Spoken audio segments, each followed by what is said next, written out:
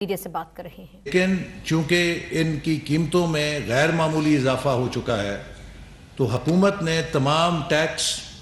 اور ڈیوٹیز ختم کر دی ہیں۔ اس کے باوجود جو اتنی اضافے والی قیمت ہے، اس کی وجہ یہ ہے کہ بین الاقوامی منڈیوں میں تیل کی قیمتوں میں ہوش ربا اضافہ ہو چکا ہے۔ اس کے ساتھ ساتھ یہ بھی میں واضح کرنا چاہتا ہوں کہ آج پاکستان کی معیشت جہاں کھڑی ہے، اس کی ذمہ داری کے اوپر کسی وقت بھی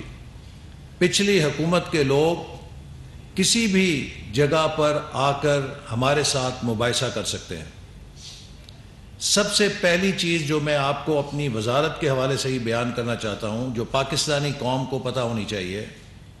کہ معیشت کا پہیہ ڈیولپمنٹ بجٹ سے چلتا ہے۔ جب کسی معیشت میں ترقیاتی بجٹ ختم ہو جاتا ہے تو وہ معیشت سست روی کا شکار ہو جاتی ہے۔ وہ معیشت اپنے مستقبل کے بارے میں، اس کے انفراسٹرکچر کے بارے میں کوئی انویسٹمنٹ نہیں کر سکتی، جس سے اس کا مستقبل بھی داؤ پر لگ جاتا ہے۔ 2018 میں جب ہم نے حکومت چھوڑی تو اس سے پیشتر 17-18 کے بجٹ میں دفاع کے لیے 1000 ارب تھا اور ڈیولپمنٹ کے لیے بھی 1000 ارب تھا۔ نہ دفاع کا خرچہ ڈیولپمنٹ کو کاٹ کے 1000 ارب دیا گیا اور نہ ڈیولپمنٹ کا 1000 ارب دفاع کو کاٹ کر دیا گیا۔ حکومت نے دفاع اور ڈیولپمنٹ کے میرٹس کے اوپر ان کی ضرورت کے مطابق انہیں فنڈز فراہم کیے اور دونوں 1000 ارب پر برابر تھے۔ آج جب میں واپس 4 سال بعد اس منصب پہ آیا ہوں تو وہی ترقیاتی بجٹ جو ہم 1000 ارب پہ چھوڑ کر گئے تھے، وہ 900 ارب پہ پہلے ہوا اور اس کے بعد 550 ارب پہ اس کا نظر ثانی ٹارگٹ کر دیا گیا۔ تو گویا آج ڈیولپمنٹ بجٹ جو ہمیں ورثے میں ملا ہے، یہ 4 سال پہلے سے 50% کے حصے پر ہے۔ اور سونے پہ سہاگا یہ کہ 1 اپریل کو وزارت خزانہ نے صاف بتلا دیا، یہ ہماری حکومت آنے سے پہلے کی بات ہے، کہ اپریل، مئی اور جون آخری سہ ماہی کے لیے وزارت خزانہ ترقیاتی بجٹ کی قسط جاری نہیں کر سکتی۔ پاکستان کی تاریخ میں ایسا مقام کبھی نہیں آیا کہ وزارت خزانہ نے ڈیولپمنٹ بجٹ کی 1 سہ ماہی کی قسط روک لی ہو اور کہا ہو کہ ہمارے پاس فنڈز نہیں ہیں جن سے ہم یہ جاری کر سکیں۔ تو یہ ایک بنیادی فیکٹ ہی کافی ہے بتانے کے لیے کہ گزشتہ حکومت معیشت کو کہاں چھوڑ کر گئی ہے۔ اور آج جو عمران نیازی صاحب اپنی تنقید کر رہے ہیں، وہ ذرا اپنی حکومت کے کارناموں پہ غور کریں۔ آج پاکستان جب آئی ایم ایف کے سامنے بیٹھتا ہے تو آئی ایم ایف یہی کہتا ہے کہ آپ کی حکومت نے، ہم عبد الحفیظ شیخ کو نہیں جانتے، ہم شوکت ترین کو نہیں جانتے، ہم حکومت پاکستان کو جانتے ہیں جن کے وزرائے خزانہ نے ہمارے ساتھ معاہدوں پر دستخط کیے ہیں۔ آج پاکستان جس معاہدے کے سامنے کھڑا ہے وہ عمران خان صاحب کی حکومت کا معاہدہ ہے، جس میں انہوں نے لکھ کر دیا ہے کہ وہ تمام سبسڈیز کو بھی ختم کریں گے اور مزید ٹیکس بھی عائد کریں گے پیٹرولیم پروڈکٹس کے اوپر۔ اور یہی وجہ ہے کہ اب ان کے وزراء یہ کہتے ہیں کہ پیٹرول 300 روپے تک جائے گا، چونکہ انہیں معلوم ہے کہ وہ کیا آئی ایم ایف کے ساتھ طے کر کے گئے ہیں۔ ان حالات میں کہ جب معیشت کو دیوالیہ کر کے گزشتہ حکومت چھوڑ گئی اور ملک کے تمام جو زر مبادلہ کے ذخائر ہیں ان پر بھی شدید دباؤ آنا شروع ہو گیا اور ایک ملک کے اندر امپورٹ لبرلائزیشن کی پالیسی اپنائی گئی، جبکہ امپورٹس کو سپریس کیا جانا چاہیے تھا اپنے کرنٹ اکاؤنٹ ڈیفیسٹ کو دیکھتے ہوئے۔ تو ان غیر ذمہ دارانہ پالیسیوں کے نتیجے میں پاکستان کو غیر معمولی چیلنجز کا سامنا ہے۔ ہم نے اپنے تمام سالوں میں ملک کی معیشت کو संभाला भी है, देखा भी है, और जब हम हुकूमत में आए तो हमें अच्छी तरह मालूम था कि हम किस छत्ते में हाथ डाल रहे हैं। ये एक ऐसा मसाइल का छत्ता है कि जिसमें बहुत तकलीफ दह हालात हैं और हल भी तकलीफ दह है, लेकिन हमारी duty to the country comes before our political interest. हमारे सामने चॉइस थी कि अपनी सियासत को बचाएं। अगर हमने सियासत को बचाना होता तो 1-2 महीने में असेंबलियां तोड़ के इलेक्शन करा के मुल्क को एक और बेयकीनी में फेंक देते, क्योंकि फिर 3 महीने के लिए पाकिस्तान में कोई हुकूमत ना होती कि जिससे कोई बातचीत कर सकता या जो कोई मुस्तकिल फैसला कर सकती, और 3-4 महीने का बहरान पाकिस्तान की मईशत को तबाहकुन सूरत हाल से दोचार कर सकता था। पाकिस्तान को स्टेबिलिटी की ज़रूरत थी, तो हमने एक मुश्किल फैसला किया कि हम अपनी सियासत को कुर्बान करेंगे, लेकिन पाकिस्तान की मईशत को और इसके मुस्तकबिल को संभालेंगे। और हमें यकीन है कि इंशाअल्लाह ताला यूं ही हम इस बहरान से निकलेंगे, मईशत संभलेगी तो हमारी सियासत भी संभाली जाएगी। लेकिन इस वक्त सियासत का टाइम नहीं है। इस वक्त पाकिस्तान को उन खतरात से बचाने का वक्त है कि जो हमारे इर्द गिर्द मुंडला रहे हैं। और मुझे अफसोस से कहना पड़ता है कि इमरान खान साहब ने जहां पाकिस्तान की मईशत को तबाह बर्बाद करके छोड़ा है, आज वो पाकिस्तान में एक ऐसा इंतशार फैलाने की सियासत कर रहे हैं जिससे पाकिस्तान के अंदर पाकिस्तान के कौमी इदारों की बुनियादों पर वो हमलावर हैं। इमरान खान साहब के मुसल्लह अफवाज के हवाले से और इस इदारे के हवाले से जो बयानात हैं और जो तहरीक इंसाफ के उनके वर्कर हैं, उनके ज़रिए जिस तरह की वो मुसल्लह अफवाज के ख़िलाफ़ सोशल मीडिया पे कैंपेन चला रहे हैं, ये हाइब्रिड वॉर के वो इंस्ट्रूमेंट्स हैं जो आजकल दुश्मन मुल्क किसी मुल्क को कमज़ोर और तबाह करने के लिए इस्तेमाल करते हैं। आज ये बात साबित हो गई है कि ममनुआ फंडिंग के ज़रिए इमरान खान साहब किसके एजेंडे पर पाकिस्तान में इनारकी फैला रहे हैं। जिस मुल्क में इदारों के खिलाफ इनारकी हो जाए, उस मुल्क का निज़ाम अंदर से इम्प्लोड कर जाता है। अगर आपकी मईशत तबाह हो, आप मईशत को खड़े कर जाते हैं, लेकिन जब आपके इदारे तबाह कर दिए जाएं और इदारों की साख को तबाह कर दिया जाए,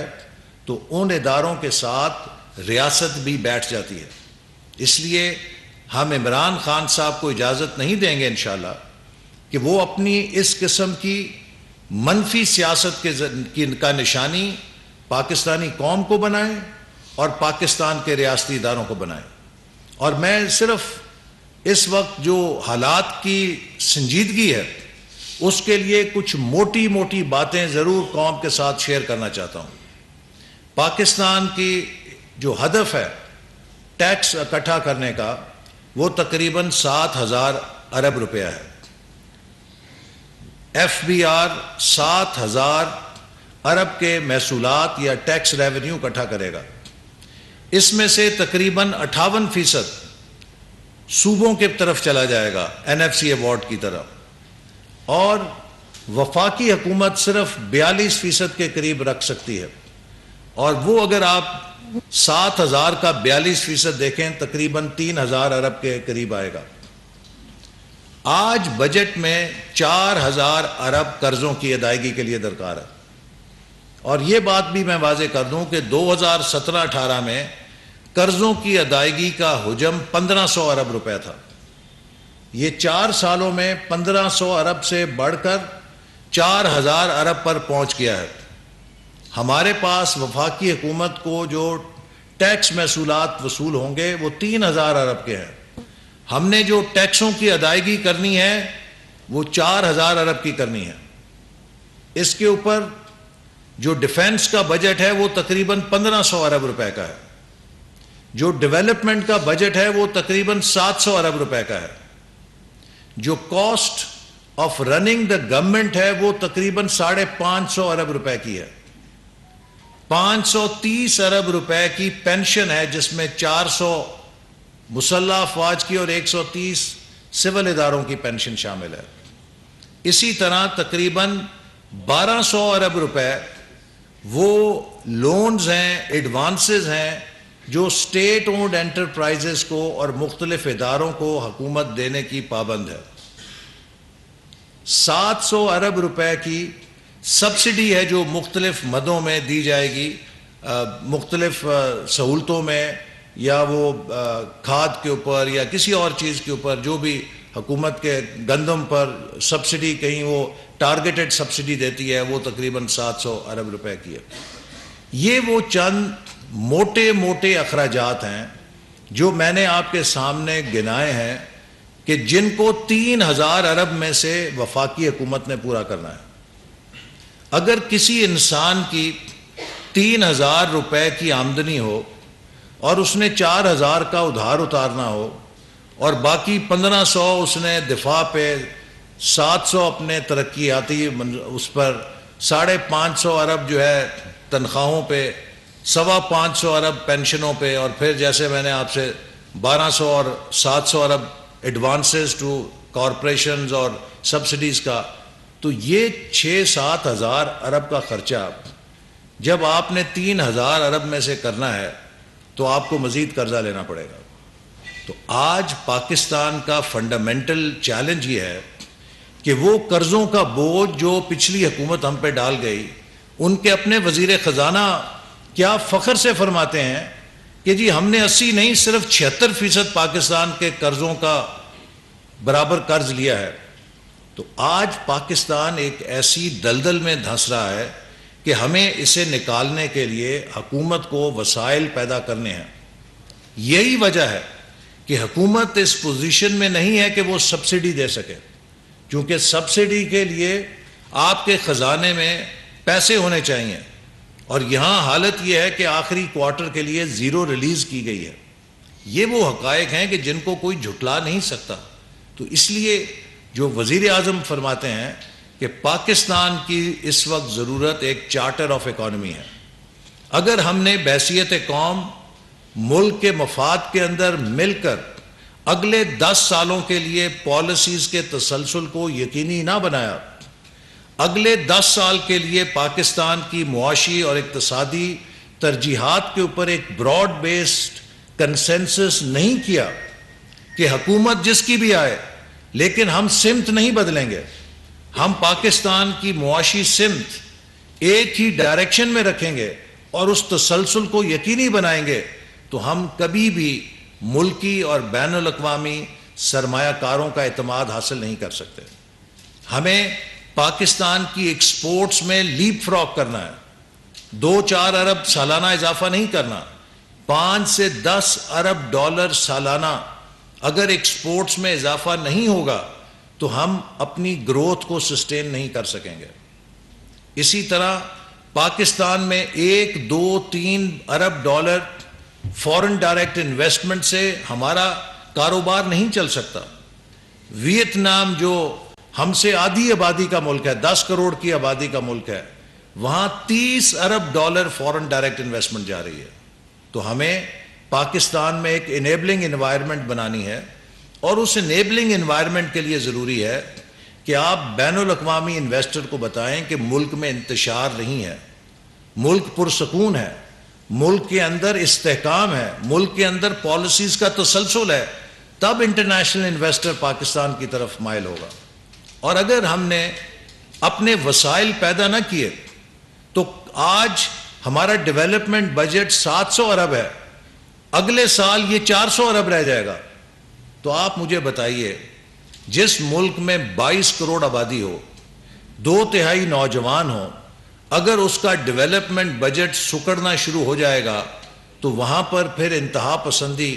وہاں پہ خودکش بمبار اگر پیدا نہیں ہوں گے تو کیا پیدا ہوگا؟ اگر ہم نے پاکستان کو ایک کامیاب معیشت میں بنانا ہے تو ہمیں اپنے وسائل کو بڑھانا ہے، ہمیں ویلتھ کریشن کو پروموٹ کرنا ہے، ہمیں اپنی ایکسپورٹس کو پروموٹ کرنا ہے. لیکن یہ سب کرنے کے لیے ہمیں اسٹرکچرل ریفارمز کی ضرورت ہے. 75 سال سے جیسے یہ ملک چل رہا ہے اس طریقے پہ ملک نہیں چل سکتا. ہمیں ایک نئی ڈائریکشن لینی ہے. ہمیں قومی اتفاق اور اتحاد کے ساتھ ملک کی معاشی پالیسیوں کے اوپر ایک کنسنسس کریٹ کرنا ہے، اور اگر یہ کنسنسس ہم نے کریٹ نہ کیا اور انتشار کے ساتھ چلتے رہے تو خدا نہ خواستہ جیسے 75 سال ضائع ہوئے ہیں، اگلے 25 سال بھی ضائع کر کے 2047 میں ہم پھر تاریخ کے سامنے شرمندہ کھڑے ہوں گے۔ تو اس لیے میں امید کرتا ہوں کہ ہماری اپوزیشن اور پی ٹی آئی کے لوگ جو ہیں وہ بجائے اس کے کہ پاکستان کی فوج کو، حکومت کو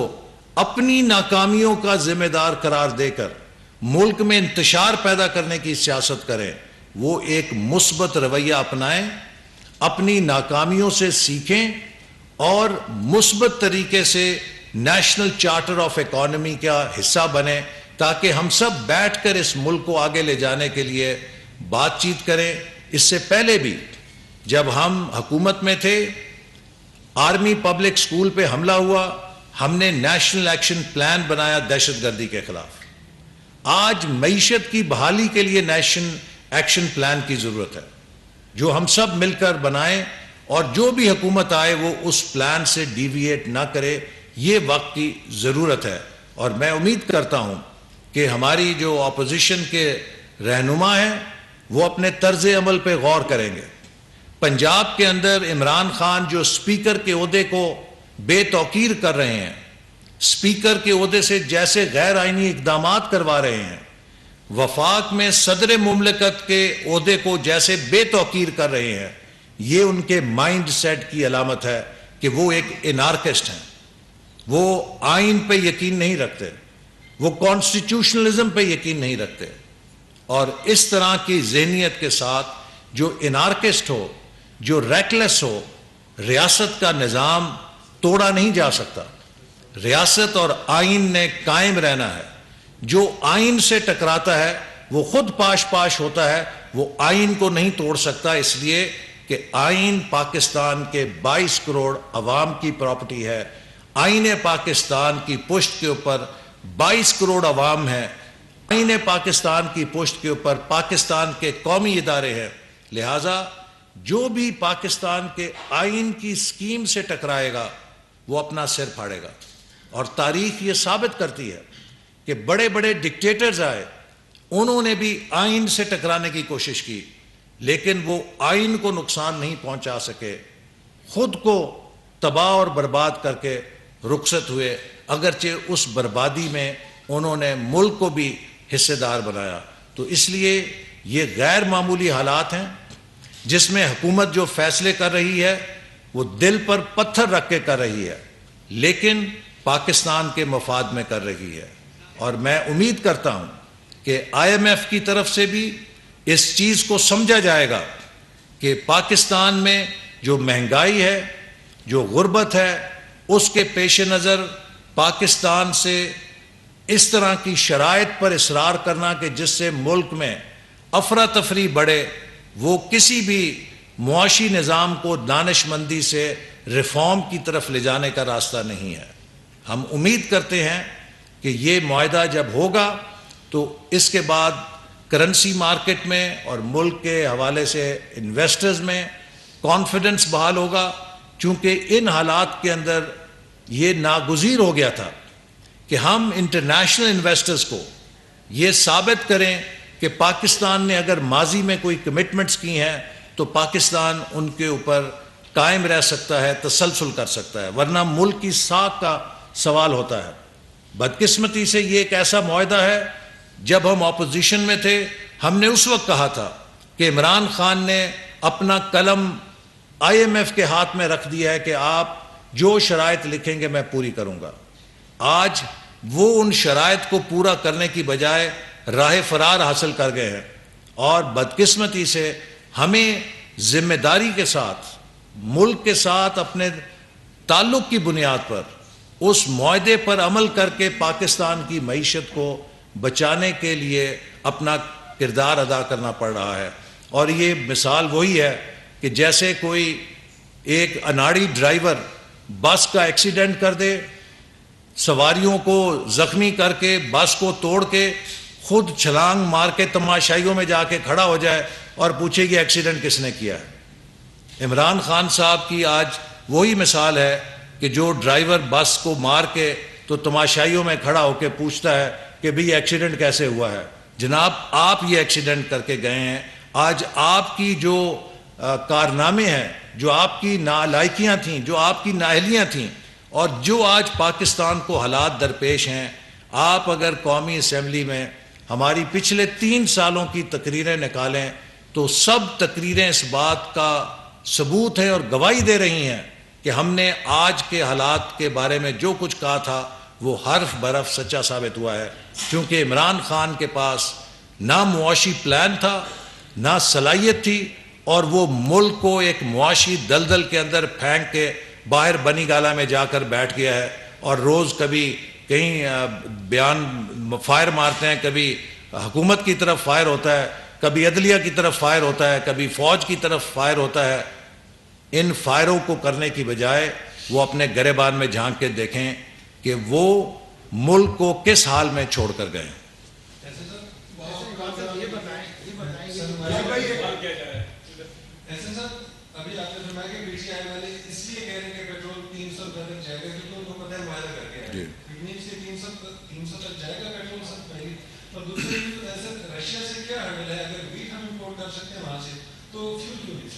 دیکھیے, جو میں آپ سے کہا نا کہ وہ معاہدہ جو کر کے گئے تھے, اس بارے میں مفتاح اسماعیل آپ کو کہہ چکے ہیں کہ جس حالت میں انہوں نے معاہدہ کیا ہے وہ تو پٹرول کو انٹرنیشنل لیول پہ لانے کے علاوہ اس پہ ڈیوٹیاں لگانے کا بھی وعدہ کر کے گئے ہیں. اور ہم IMF سے یہ بات پہ نیگوشیٹ کر رہے ہیں کہ ہم قوت خرید پہ تو پٹرول بیچ سکتے ہیں, لیکن اتنے اضافے کے بعد اس پہ مزید ڈیوٹی لگانے سے معیشت میں مزید دباؤ آئے گا, تو اس کو ہمیں سٹیگر کرنا چاہیے. ہم سب کچھ اکٹھا نہیں کر سکتے, اور شاید یہ ہے کہ اگر پٹرول کی قیمتیں انٹرنیشنلی تھوڑی کمی آنی شروع ہوئے تو اس سے پھر قیمت نیچے بھی آنی شروع ہو جائے گی. تو اس وقت جو صورتحال ہے یہ PTI کو اچھی طرح معلوم ہے کہ وہ کیا معاہدہ IMF سے کر کے گئے ہیں, اور میں ہر پاکستانی کو کہوں گا کہ وہ اس معاہدے کو ضرور پڑھیں, اس کے اندر انہیں سب سوالوں کے جواب مل جائیں گے. ہاں جی, ہاں, رشیا سے جو فیول امپورٹ کی بات ہے اس میں دیکھیے ہم اس وقت جس صورتحال میں گھرے ہوئے ہیں, پہلی بات یہ ہے کہ انڈیا اگر امپورٹ کرتا ہے تو انڈیا آج نہیں کر رہا, وہ بہت پرانا فیول امپورٹ کرتا ہے, اور اس فیول کے حساب سے ان کے پاس ریفائنریاں بھی اس پیکس کے اوپر لگی ہوئی ہیں جو رشین آئل کو پروسیس کر سکتے ہیں. تو اس لیے ہمارے اوپر یہ ہے کہ ہم ان ریفائنریز کو اگر ہینڈل نہیں کر سکتے ہیں تو اس کو وہ ایک ایشو ہے, لیکن ساتھ کے ساتھ جو سینکشنز ہیں ہم اگر ان کو اس وقت کھل کے مخالف کریں گے تو پھر ہم پہ یہ بھی ایک دباؤ آ سکتا ہے کہ وہی ممالک جو ہیں IMF کے ذریعے ہم پہ مزید دباؤ ڈال سکتے ہیں. تو ہماری جو اس وقت سپیس ہے پاکستان کی وہ بدقسمتی سے بہت محدود عمران خان صاحب کر کے گئے ہیں, اور انشاءاللہ مجھے امید ہے کہ ہم نے جو اتنے کڑوے اور سخت فیصلے ملک کے خاطر کیے ہیں, آنے والے دنوں میں ان کے انشاءاللہ نتائج مثبت نکلیں گے اور ملک کی معیشت میں رفتہ رفتہ سنبھالا نظر آئے گا. سر, یہ آپ نے جو جس بھی پیکیج کے ساتھ یہ گورنمنٹ لی تو ایک اور پیکیج آپ کے سامنے تھا, اس کو آپ نے کرنا ہے IMF کے ساتھ. اس پیکیج کی کاسٹ بہت ہے, پولیٹیکل کاسٹ. تو کیا آپ نے کوئی سیفٹی مارجن رکھا تھا کہ اگر عمران خان پولیٹیکلی ٹرن کرے اور وہ اس تبدیلی میں جائیں جو آپ دعوت دے رہے ہیں کہ کنسنسس فار اکنامک گروتھ یا ڈیولپمنٹ وہ کرنا ہے, تو ایسی صورتحال میں don't you think you are stick up, اور اس کے لیے آپ کو جس طرح ایکسٹراڈنری کوششیں آپ پیکیج کو لے کے کر رہے ہیں اس طرح کے ایکسٹراڈنری کوششیں آپ کنسنسس کے لیے کریں؟ دیکھیے, ہم نے تو کنسنسس کے لیے کوشش کی, اور ہم جس فراخ دلی میں یقین رکھتے ہیں اور جو کولیبریٹو گورننس میں یقین رکھتے ہیں, کل اس کا سب سے بڑا ثبوت یہ تھا کہ وزیر اعظم خیبر پختونخوا میں PTI حکومت کے انڈسٹریل زون جو CPEC کے تحت رشکئی میں بن رہا ہے وہاں پر گئے. وہ فیصل آباد نہیں گئے, وہ دھابے جی کراچی نہیں گئے, وہ کوئٹہ نہیں گئے. انہوں نے پہلا جو انڈسٹریل زون چنا جانے کے لیے وہ پشاور کے قریب یا خیبر پختونخوا میں رشکئی کا انڈسٹریل زون چنا جو PTI کی حکومت کا منصوبہ ہے. اور ان کا یہ دورہ اس بات کا ثبوت تھا کہ ہمیں اپنی سیاست کو بھلا کر پاکستان کے مفاد میں مل کر کام کرنا ہے. اور وہاں پہ کل وزیر اعظم نے واضح طور پہ کہا کہ جو بھی مدد وفاقی حکومت کی اس صنعتی زون کو کامیاب کرنے کے لیے چاہیے ہوگی ہم بھرپور طریقے سے وہ مدد کریں گے. یہ وہ حکومت نہیں ہے کہ جہاں پر اگر نارووال سپورٹ سٹی 90% بن گیا تھا اور چونکہ اس کے ساتھ کسی بھی لحاظ سے میرا نام جڑا ہوا تھا تو اس تیار منصوبے کو 4 سالوں میں کھنڈر تبدیل کر دیا گیا اور یہ نہیں سوچا گیا کہ جو 2.25 ارب روپیہ لگا ہے وہ ڈوب جائے گا. یہ نہیں سوچا گیا کہ پاکستان کے ہزاروں نوجوان کھلاڑی جو وہاں تربیت پائیں گے وہ اولمپکس میں جا کے میڈل لے سکتے ہیں.